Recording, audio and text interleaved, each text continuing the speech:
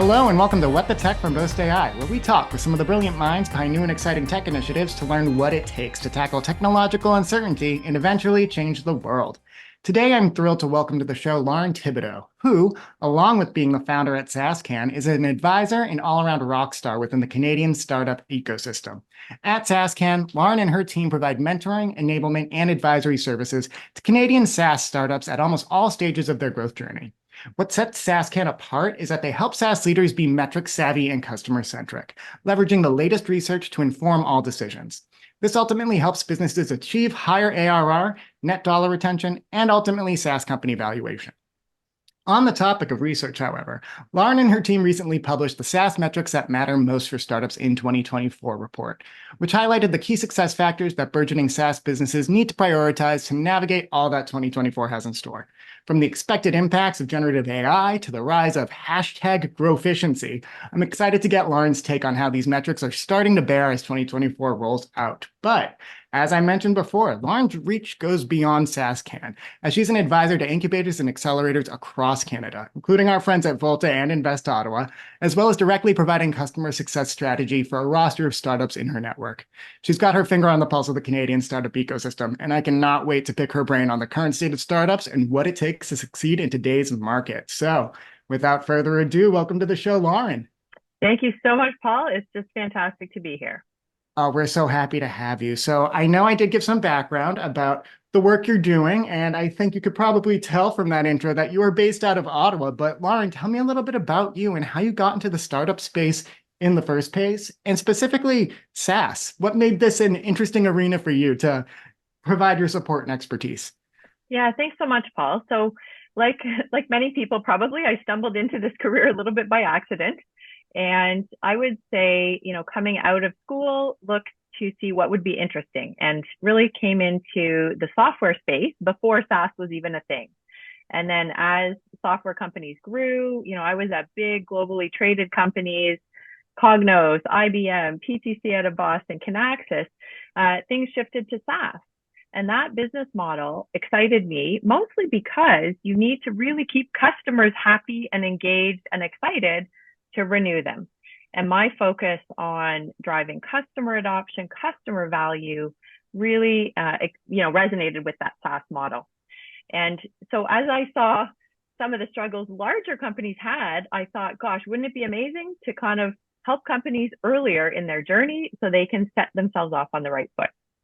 I love that. So it actually taps into a recurring theme that's happened on the past couple episodes. Putting the customer at the center of your mission and making sure that when you're developing a solution, you're really thinking about solving that key problem and an acute customer need. We had Alina and Sal actually from Muse and Topple on the show recently, and that was a long point that they actually elaborated on because they both had to make product pivots because they realized they weren't solving that acute customer need with the solutions that they had in market. So they more or less went back to the drawing board and started collecting that data. And while I'm glad that they, in their words, failed fast, I think if they had that access to the valuable research that a company like saascan provides to inform that earlier on, it would have saved a lot of headache and time. So I'd love to know a little bit more about saascan specifically and what your mission has been there and the different kinds of SaaS businesses that you've worked with so far.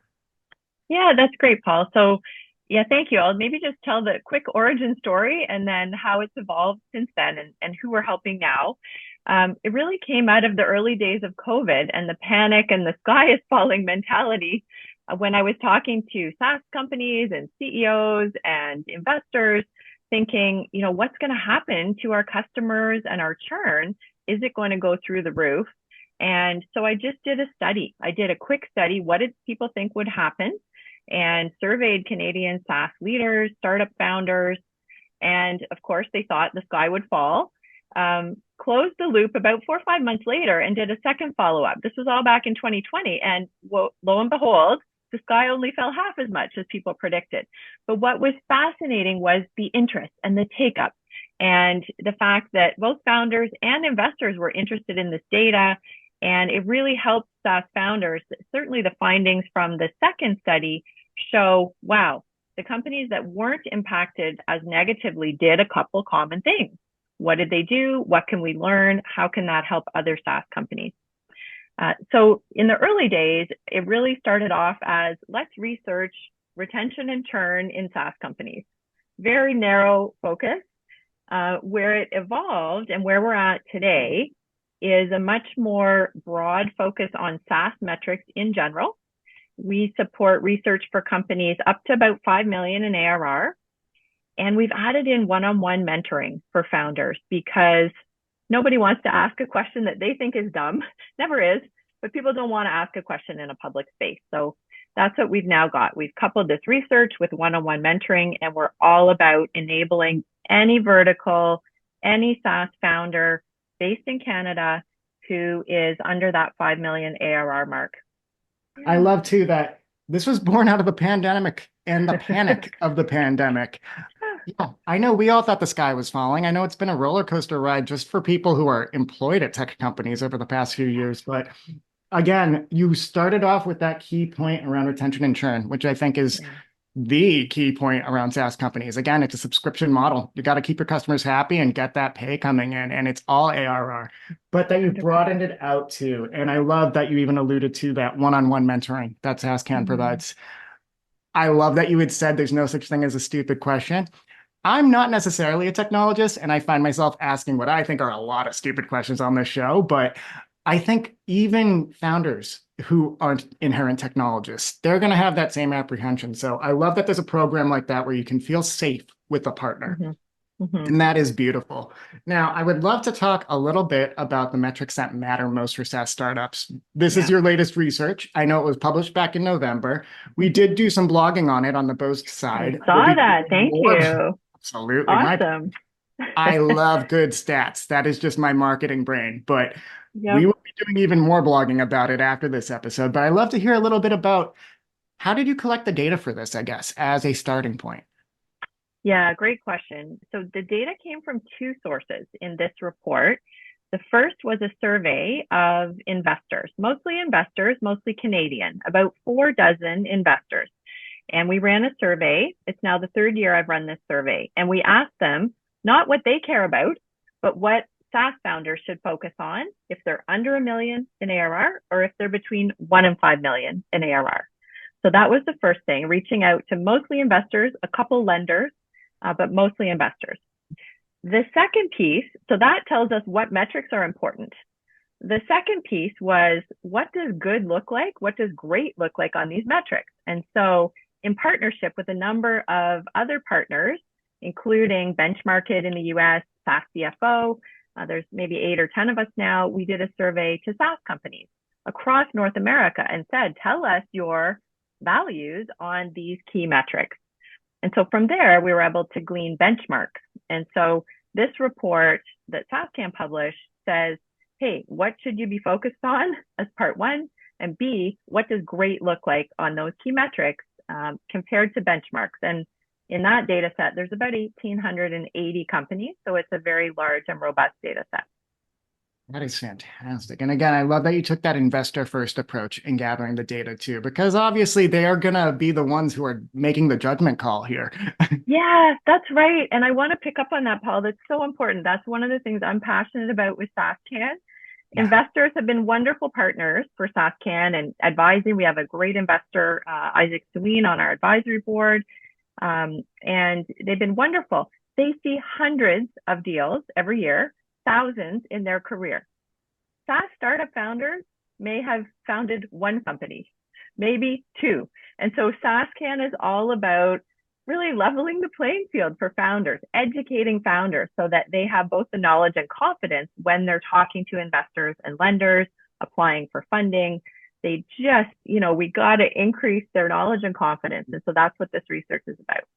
Absolutely. And I love it. You said it best. It levels the playing field and it gets direct access to the folks who this is their full-time job. They are making 100%. These judgment calls. It just makes so much sense. And Lauren, I love that you guys did that. And then again, too, when you layered on actually talking about what does good look like, what does great look like, and talking to such a wide breadth of SaaS companies. And just to, again, pull up, this was across all of North America. This wasn't just Canadian SaaS companies. This were businesses all within that kind of under 5 million ARR phase, who are Yeah. bumping elbows and experiencing a lot of the same issues I think we'll find. But let's dig into some of the findings. I said in the beginning, hashtag growficiency. Top one that we saw was growth and efficiency is the goal this year. Now, those almost seem like competing priorities in a lot of conversations. They don't need to be. I think at Boast, we definitely don't think that's the case. But can you Mhm. unpack what you found there and how those two factors are coming together in 2024? Yeah, 100%. So what was super interesting here, Paul, is that this was the first year that it was off the charts, this dual combination. So let me break it down for a sec. So under a million in ARR, the guidance was the most important thing founders should focus on hasn't really changed much. It's still product market fit. Under a million in ARR, you're just, like you mentioned earlier, figuring out who your customers are, delivering value for them. So that stayed the same. What changed was on this $1 to $5 million ARR band. The first couple investors filling out the survey actually wrote in growth plus efficiency together, growth plus efficiency together. I didn't give it to them as a choice. I said, pick one or the other. And they're like, no, I'm not. And so that's the biggest. So then, we revised the survey to provide that as an option, but that is the single biggest objective from that $1 to $5 million range that investors advise startup founders to think about. And yeah, to your point, they do go hand in hand. I mean, it used to be growth at all costs, run with scissors, grow, and burn doesn't matter. But of course, investors are now saying you should have a longer runway. Used to be 12 months, now it's 24, would be ideal. And so, being efficient about your capital and how much you're burning really matters. Of course, they still want growth. The number one factor in valuations is going to be growth. It is. They still want growth, but it can't be at all costs. That needs to be that focus on efficiency as well. Absolutely. And it's just realistic. The world we live in is different than it was for most of the past decade. I'm just thinking of a recent Gartner report that we were blogging about today. And it's just the costs of even tech and the costs of labor, they're in a different direction than where we're going with anticipated GDP growth and anticipated inflation. It's just going to be tougher to leverage the old ways of growth without streamlining and becoming more efficient all around. Like achieving that magical EBITDA number is going to be really, really tough for companies going forward. Is just some anecdotal stuff that I've seen doing my reporting here at Boast and also Okay. just working with these companies. I mean, not to dive right into the boast of it all, but it really, really puts the emphasis on how important non-dilutive funding can be at this phase and also stretching those dollars further. I'm going to plug Shred here. I mean, if you're working on something innovative and you're putting that investment in, it's your money and the government wants you to get back a share of that so that you can Mhm. keep doubling down on your investment. And it's money you're already spending, and it's keeping a little bit more liquidity in your bank accounts. It's actually making it so that you can drive that market value, do some more of that customer research, leverage some of the suggestions from these saascan reports, for instance, to actually optimize your workflows. So, Yeah.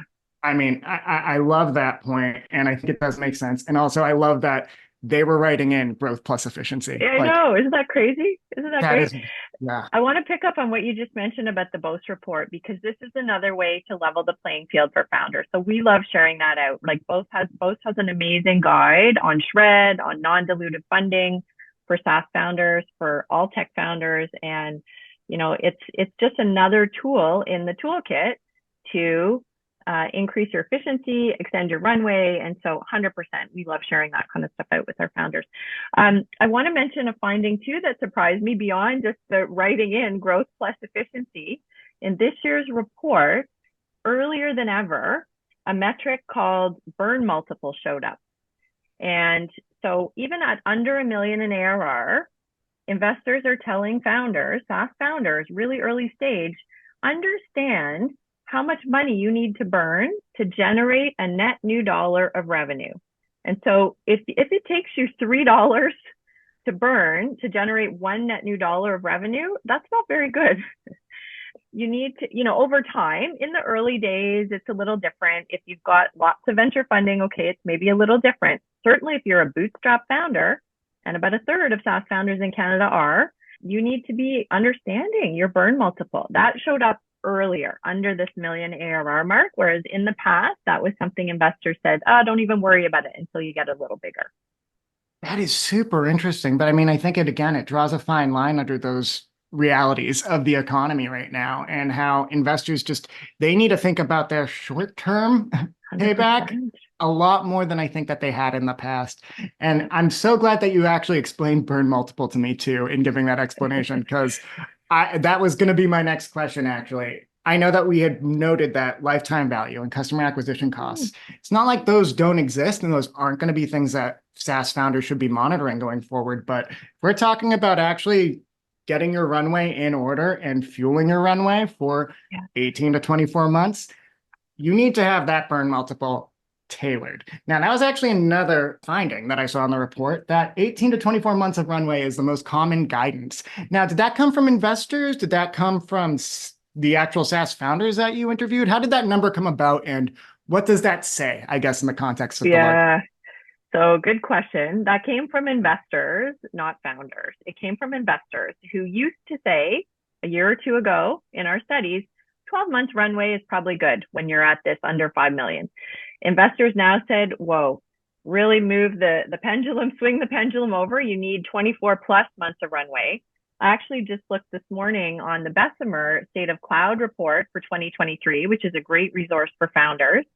And, their guidance, they do a good, better, best on the top metrics to focus on. And runway is one. They call it out of cash state, but it's the same thing. And their good is 12 months. Their great is 18 months. And their best in class is 24 plus months.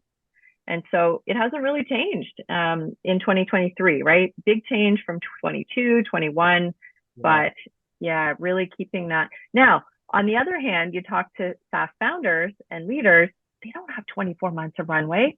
If you look at the actual data, they really don't. They're trying everything to extend it through various sources. This is aspirational, and there's only a few who really are doing that. One of the best things founders can do is get close to their customers and fund your growth from revenue. Get close, sell more, understand that product market fit, and get that retention flywheel going. So it's of course connected. I want to emphasize that point that you made too. First off, again, it's aspirational. I mean, a lot of folks will not have that runway, but always work to at least get there. And I'm going to plug again the Shred program. But again, it's what we do here at Bose. And it's specifically, again, to help extend that runway and just stretch those investments you're already making further. You deserve that money back. If you are driving truly unique innovation too, you're going to be solving something that your customers love. That's going to turn up in revenue down the line. So it's being diversified too in extending that runway, not leaning on just one source of capital or one source of investment or one investor necessarily, and getting crafty. And so again, that is my boast plug, but I think it's very salient for SaaS companies too, because they're driving some of the greatest innovation today. They are solving technological uncertainty. We like to say a lot of the time that just because you're solving a business problem doesn't mean you're necessarily driving technological uncertainty or driving unique innovation. In the SaaS space, many of the most successful ones really are. And I can't emphasize again, if you're not sure about whether you qualify for Shred, investigate it. That is going to pay off in the long run. And my last thing while I'm on my Shred soapbox, it's also a bona fide. It shows that the government agrees that you are doing something worth the investment, that you're doing something they want to see come to market if you're not in market yet, or they want to see something that will grow to that next phase of growth. Get past that 5 million ARR mark. Really just want to emphasize to that 18 to 24 months of runway point, there are ways to get that help, especially if you're doing something very cool. So yeah, and now last point from the survey that I did want to bring up, generative AI. It is everywhere. I mean, even just for the SEO juice, I want to talk about it here because I think we have questions around it. But one of the foundings was that it's going to play a bigger role in product development than actually supplanting, I think, workforces. Like a lot of the doom and gloom has been around generative AI, especially in the past few weeks. I think maybe closer to my marketing side of things than in the general tech worker sphere. But could you explain a little bit about the findings in that arena? Yeah, I sure can. And I'm going to come back to another report we did, which I think will be interesting. I'll plug that one too. But yes, in this report, what's going to matter most in 2024 we asked investors what they're seeing in their portfolio companies. Again, trying to level the playing field. Where are they seeing the biggest impact of generative AI? Hands down, they said in product development. And I actually want to read you a quote or two. One developer tripled his productivity using ChatGPT and Copilot. Another quote, a CTO reported that Copilot was the most impactful development tool he had seen in 20 years of coding. And then the third one, teams' tasks that would otherwise take weeks and months are now getting done in days and at less cost and more reliably. And so that was like, they're just seeing a game-changing impact. That it's not replacing developers, it's making them more effective, more productive, more accurate. And so that was really exciting. The second part of that was avoid the hype. I mean, they provided some great input at the end. Basically, get educated, avoid the hype. AI on its own is not a strategy. It will feed and fuel and add to your business strategy and your unique value proposition. So we actually did another report called the SaaS Map of Canada, which is also on our website, where we worked with the 3 AI institutes in Canada. And so there's Amy based in Alberta, Nila based in Quebec, and the Vector Institute based in Toronto.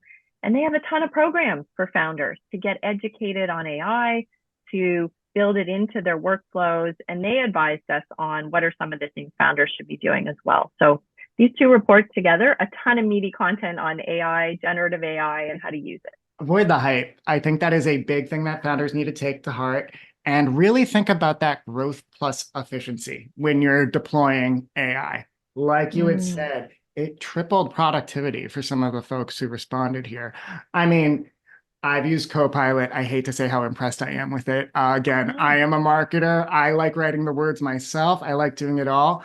I'm getting so much more done when I deploy those tools. And it's something I avoided doing on my side for a very long time, just because, again, I was avoiding the technology because of the hype, not avoiding the hype itself. Whereas I think founders in a different dimension, like you would say, AI alone isn't the strategy. It's finding the ways to make AI capture growth and efficiency alongside the work you're already doing. That's going to be the game changer here. And I think that aligns to a lot of the findings in the reports that you had mentioned too. 100%. Yeah. Yeah. And listeners too, we will have links to all these reports that we've mentioned so far in the interview in the show notes. So stay tuned for that. But I'd love to know too, Lauren, working with partners in the ecosystem. We love partnering with you. You give us access to some very exciting clients. Again, we get to do that fun shred work, dig into that technological uncertainty with some of the folks in your network. But what is kind of your dream partner in the startup community? Oh gosh, there's so many. And we've been fortunate to partner with a number of organizations. So I would say any incubator and accelerator network that is growing an ecosystem of companies that includes SaaS. I just came back from Winnipeg last week and for the first time met the amazing folks at Northforge and met with some SaaS founders on site there. Was out last year at Startup Week Edmonton, and met amazing ecosystem players there. So I would say any SaaS incubator and accelerator across the country is an amazing partner because we can add credible research and mentoring to their ecosystem that's heavily Canadian centric and focused on early stage SaaS companies. I would also say, and here's my plug, I'm looking always, like, many companies would love to have a sponsor or a couple sponsors to keep this work at no charge for founders. And so anybody who wants to get in front of SaaS companies with their platform, their offerings is a great partner for us. And then thirdly, we have data partners. I mentioned we collaborate with a number of organizations, mostly US based, to make sure that we're providing fulsome data for Canadian founders. Like, we are always going to be Canadian centric and we want to help Canadian SaaS startups, but really the market in the US is 10x what Canada is. Most companies, if they're going to make it big, they need to go into the US. And so we need to have that data, those data partners, those investment partners. That's my next big frontier, is getting a much bigger cohort of US investors participating in our saascan research. That's what's next. That is fantastic. You had gone to Edmonton, you'd gone to Winnipeg.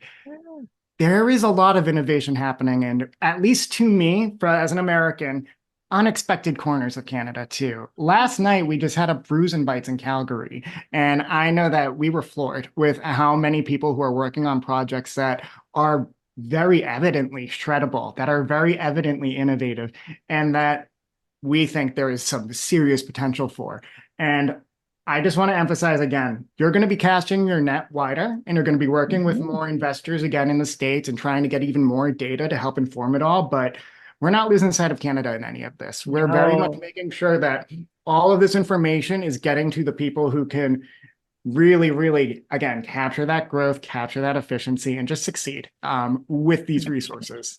I love it. 100%. And getting out, I mean, one of my goals is just getting to those corners of Canada that maybe Absolutely. have been underserved traditionally where there's all this innovation. And so, yeah, that's a fabulous point. I love it. Yeah. And I'm right there with you too, Lauren. One of my favorite things since I've joined Boast has been going to the different corners of Canada and meeting these founders, cornering them with my iPhone and making them do a quick interview with me. It's great. And fortunately, they don't run away. Good. We're pretty I'm not, friendly. We're pretty friendly up here. Absolutely. And I'm glad that I think, again, they appreciate the services that we actually offer here at Boast too. So, and it's a true partnership. I keep saying it. We're bumping elbows with founders. We're founders Yeah. ourselves here. We're all in this together. And I think it's that community that's unique to Canada. And again, you can leverage a global ecosystem of innovators that are going to help get the Canadian ecosystem even more lift than it already has today. Now, with just another minute left, I'd love to know what's on deck for the rest of the year, or at least the next few months? Anything that we can point our listeners to keep up with Lauren and the saascan team? Yes, we are about to open the 2024 version of the founder survey, where we're getting the next round of data, again, in partnership with our US colleagues, and asking Canadian SaaS founders, what are your values on these key metrics? And so people can look for that. That will inform the next year's set of benchmarks, which are all available for free on the saascan website. There's an interactive engine. And so that's what's next. In addition to more reports, more mentoring, and US investors in our roster this year. I love it. And like I said, we will make sure to have links to all the resources that Lauren has listed in this interview in our show notes and on the blog here. But Lauren, I cannot thank you enough for joining me today. Again, keep an eye on the blog. We will be pulling more stats and findings from these reports to share with the larger community. And I hope that we get to cross paths in person sometime soon. I know we've I been do ships too. passing in the night at some of these events, but Yep. I'm looking forward to actually meeting and talking shop. So Sounds great. Sounds great. Well, we'll welcome you to Ottawa anytime. And thanks so much for the opportunity, Paul.